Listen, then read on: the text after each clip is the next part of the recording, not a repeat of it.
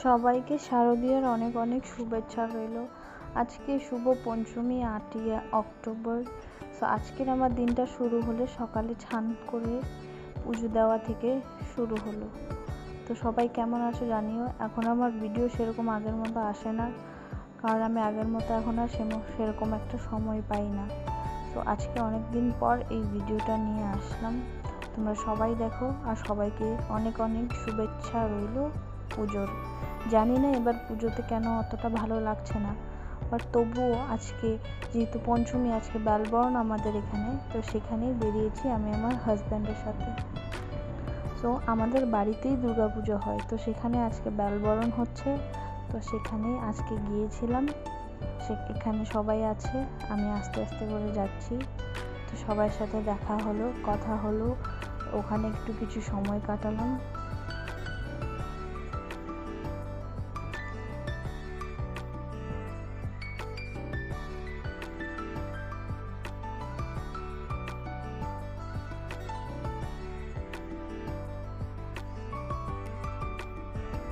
তো এখানে আজকে বেলবরণ, আমি প্রথমবার বেলবরণ করা এবার দেখলাম। এটা হলো আমাদের বাড়ির ঠাকুর, এখনও কমপ্লিট হয়নি, আজকে কমপ্লিট হয়ে যাবে, আজকে আসনে উঠে যাবে। তো তারপর আমরা কিছু খেতে চলে গেলাম। অ্যাকচুয়ালি আজকে আমাদের খাওয়ার কোনো প্ল্যানিং ছিল না, কিন্তু হঠাৎ করেই চলে যাওয়া হলো।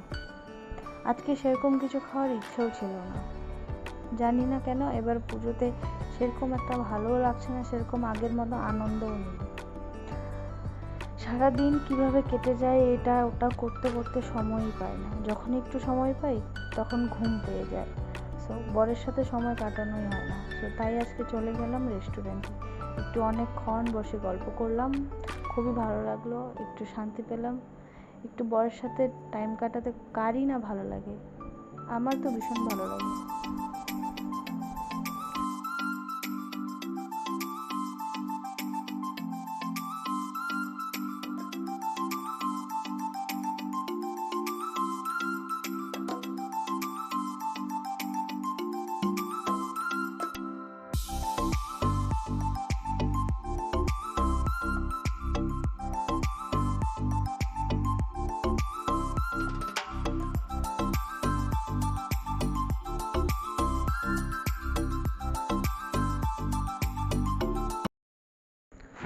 তারপর চলে আসলাম বাড়িতে আসার পর দেখছি কিছু পাড়ার কাকিরা এসেছে, তো তাদের জন্য একটু চা করছি। তারপর আমার সব কাজ শেষ, এখন আমি চলে এসেছি বাড়িতে। তো আজকে আমার পুজো এইভাবেই কাটলো। আজকে পঞ্চমী, তো সবাইকে আবার পঞ্চমীর শুভেচ্ছা রইল। সো আজকে আমার পঞ্চমী ঠিক এইভাবেই কাটলো। তোমাদের কেমন কাটলো জানিয়ে দিও।